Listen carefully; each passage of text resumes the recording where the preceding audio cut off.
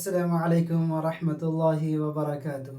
جب مرد روتے ہیں کے تعلق سے آج ہمارا موضوع ہے بچوں کی خشیت۔ اعوذ باللہ من الشیطان الرجیم، بسم اللہ الرحمن الرحیم۔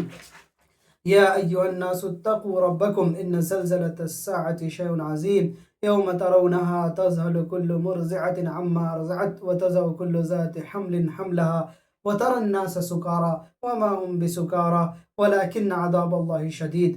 یہ قرآن پاک کی سورہ حج کی پہلی اور دوسری آیت ہے، جس کا ترجمہ ہے کہ لوگوں اپنے پروردگار سے ڈرو، بلا شبہ قیامت کا زلزلہ بہت بڑی چیز ہے۔ جس دن تم اسے دیکھ لو گے کہ ہر دودھ پلانے والی عورتیں اپنے بچے کو بھول جائیں گی اور تمام حمل والیوں کا حمل گر جائے گا، اور تو دیکھے گا کہ لوگ مدہوش دکھائی دیں گے، حالانکہ در حقیقت وہ مدہوش نہ ہوں گے، لیکن اللہ کا عذاب بڑا سخت ہے۔ یہ منظر جو اللہ تبارک و تعالیٰ نے قرآن پاک میں کھینچا ہے اور ان کا اس دن کا جو ایک نقشہ کھینچا ہے، یہ ہی ایک مثال ہی کافی ہے کہ ماں جو ہے اپنے دودھ پیتے بچے کو چھوڑ دے گی، اس سے بے خبر ہو جائے گی۔ کیا ایسا ممکن ہے؟ اس دور میں انسان ایک ماں تصور کر سکتی ہے کہ ہم اپنے دودھ پیتے بچے کو چھوڑ دیں یا اسے بھول جائیں؟ وہ نیند میں بھی ہوتی ہے تو اسے نہیں بھول پاتی، تو بھلا جگے ہوئے کے عالم میں یا کسی پریشانی کے عالم میں، خصوصاً جب بچے کو وہ تکلیف پہنچنے والی ہو، اس عالم میں ماں کیسے اس بچے کو بھول سکتی ہے؟ بالکل نہیں بھول سکتی۔ لیکن قیامت کے دن ایسا ہوگا کہ ایک انسان اپنے باپ بیٹے کو بھول جائے گا، بیٹے باپ کو بھول جائیں گے، بھائی بھائی کو بھول جائے گا، اور اسی طریقے سے ہر ایک رشتہ ناتا جو ہے وہ کوئی بھی کام نہیں آئے گا، اور بلکہ سارے لوگ نفسی نفسی کے عالم میں ہوں گے۔ ہم لوگ سوچ سکتے ہیں کہ کیسا منظر اس دن ہوگا قیامت کے دن، اور کتنا ہولناک منظر ہوگا۔ تو اس سے بھی خوف اپنے اندر اس چیز کی خوف پیدا کرنے کی ضرورت ہے، اور اس چیز کا جو نقشہ ہے اپنے ذہن میں بیٹھانے کی ضرورت ہے۔ اس کے ذریعے سے اللہ تعالیٰ کی خشیت ہمارے اندر آئے گی۔ جس نے قیامت کے ہولناکی کے بارے میں جان لیا، اس کا اثر زندگی میں دکھ رہا ہوتا ہے، اور جس کو اس منظر کی یاد آ گئی، اس کی حالت بدل گئی، پریشان ہو گیا اور ڈر گیا، اور اس ہولناک منظر کو برداشت نہ کر سکا۔ جس انسان نے اس چیز کو دیکھا، ان کے حالات یک بیک بدل جاتے ہیں، اور جو اس کے اندر ان چیزوں کا یقین بڑھتا جاتا ہے، ان کی زندگی کے اندر تبدیلی آتی جاتی ہے، ان کے اندر گناہوں سے نفرت پیدا ہو جاتی ہے، اور وہ نیکیوں کے شوقین ہو جاتے ہیں، اور وہ زندگی سے زیادہ موت کو ترجیح دینے لگتے ہیں، کیونکہ انہیں یہاں کی لذت کوئی لذت نہیں دکھائی دیتی ہے، بلکہ وہ قید خانہ دکھائی دیتی ہے، اور وہ دنیا کو ایک بس امتحان گاہ سمجھ رہا ہوتا ہے، اور وہ بس اسی چیز کا انتظار میں ہوتا ہے کہ اللہ تبارک و تعالیٰ کی طرف سے کب حکم آئے اور ہم اس فانی دنیا سے الوداع کہہ جائیں، اور جو اخروی دنیا ہے، جو ہمیشہ ہمیش کی زندگی ہے، اس زندگی کو ہم پالیں۔ حسن بصری نے فرمایا ہے کہ قسم ہے اس ذات کی جس کے قبضے میں میری جان ہے، جو انسان بھی قیامت پر ایمان لے آتا ہے وہ روتا ہے، پاگل ہو جاتا ہے، غمگین ہو جاتا ہے، اور اس پر زمین تمام کشادگیوں کے باوجود تنگ ہو جاتی ہے۔ ایمان لانے کا مطلب یہ ہے کہ قیامت کیا چیز ہے، اس چیز کو اپنے اندر بٹھا لینا، اس یقین کو اپنے اندر پختہ کر لینا، نہ کہ صرف ایک لفظ ہے، بلکہ قیامت ایک لفظ ہے، یہ جب ہوگا اس وقت دیکھا جائے گا، اس دن کو کس نے دیکھا ہے؟ ایسا نہیں ہے، بلکہ اس دن پر ایسا یقین ہو کہ ہماری کیا صورتحال ہوگی اگر ہمارے اعمال صحیح نہیں ہوئے، اللہ تعالیٰ نے ہم پر رحم نہ کیا، عرش کا سایہ ہم پر نہ ہوا، تو اس دن ہماری کیا حال ہوگی، کیا حالت ہوگی۔ اور یہ سوچ کر وہ انسان روتا ہے اور پاگل ہو جاتا ہے، اور انہیں دنیا کی سکھ چین جو راس نہیں آتی ہے، اچھی نہیں لگتی ہے۔ جب تک جنت میں جانے کی خوشخبری کسی کو نہ مل جائے، اس وقت تک کسی کو امان نہیں ہے، لیکن اس سے بھی پہلے قیامت کی سختیاں اور ہولناکیاں ہیں، جس سے کسی کو بھی نجات نہیں ہے۔ اللہ تعالیٰ قیامت کی سختیوں کو ہمارے اوپر آسان فرمائے۔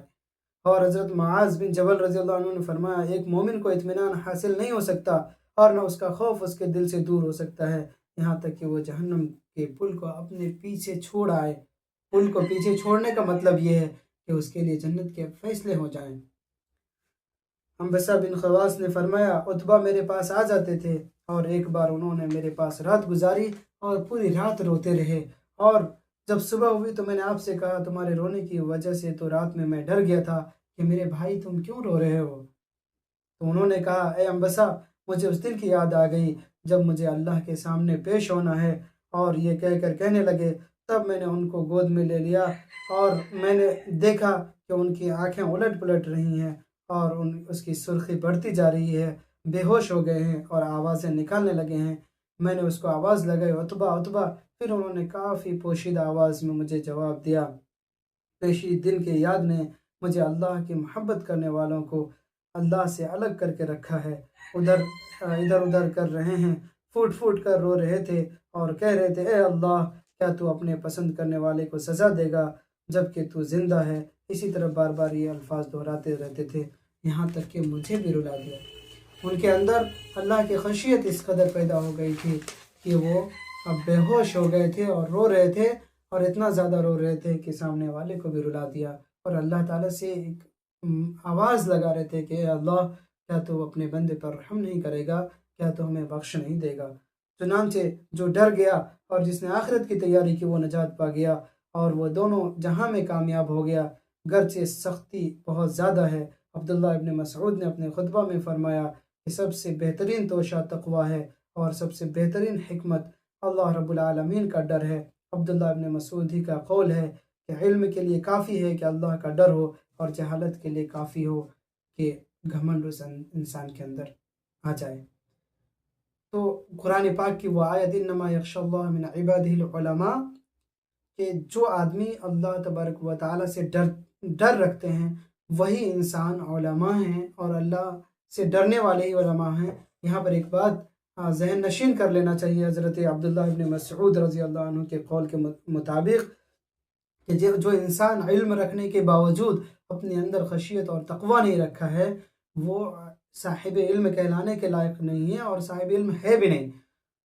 اور اس انسان کے اندر اگر گھمنڈ ہے، تکبر ہے، پھر بھی وہ انسان کے لیے جاہل ہونے کے لیے کافی ہے، اگرچہ بہت زیادہ علم کے انبار ان کے پاس ہو۔ حضرت حسن سے دریافت کے ان تمامی وجوہات کے بنا پر ہم پاتے ہیں کہ صالحین کس طرح سے ان مسئلوں میں ایک دوسرے کو نصیحت کرتے اور وصیت کرتے تھے، جبکہ کتنے ہی ایسے ہیں جو سمجھتے ہیں کہ سب آسان ہے، سب آسان ہے، قیامت بھی آسان، موت بھی آسان، اور جنت میں جانا بھی آسان اور جہنم سے بچنا بھی آسان، اللہ تعالیٰ کا حساب و کتاب بھی آسان۔ ہم یہ سوچ کر غفلت میں پڑے ہوئے ہیں۔ وہ غفلت کی چادر کو اٹھا کر پھینکنے کی ضرورت ہے، اور اللہ تعالیٰ کی حقیقی خشیت اپنے اندر پیدا کرنے کی ضرورت ہے۔ حضرت حسن سے دریافت کیا گیا کہ یہ ہم سے کیسے ہوگا کہ ہم لوگوں کو کسی مجلس میں اللہ سے ڈرائیں تو ان کے دل ان کے قبضے میں نہ رہیں؟ تب انہوں نے جواب دیا، تم ایک قدم کے ساتھ رہو جو تمہیں اللہ سے ڈرائے، یہاں تک کہ تم بھی اللہ سے ڈرنے لگو۔ یہ بہتر ہے کہ تم ایسے لوگوں کے ساتھ رہو جو تمہیں امن دلائے، اس کے بعد اللہ سے ڈرنے لگو۔ یعنی تم بہت بڑی مجلس میں بیٹھے رہتے ہو اور وہاں پر اللہ کی خشیت تمہارے اندر نہیں ہے، اس سے بہتر ہے کہ تم تنہا رہو یا کسی ایک کے ساتھ رہو، اور لیکن تم وہاں اللہ تعالیٰ سے خوف میں رہو، اللہ تعالیٰ کے ڈر تمہارے اندر ہو۔ اب اس کے بعد 18ویں قسط جو ہے ہمارے اللہ سے حیا کے تعلق سے ہے۔ امید کہ آپ کو اس کا انتظار رہے گا، اور آپ اس چیز کو دیکھیں گے اور سنیں گے اور خود بھی استفادہ کریں گے اور لوگوں تک بھی پہنچائیں گے۔ اللہ تعالیٰ آپ سب کو بہترین جزائے خیر عطا فرمائے۔ وآخر دعوانا الحمد للہ رب العالمین، والسلام علیکم ورحمۃ اللہ وبرکاتہ۔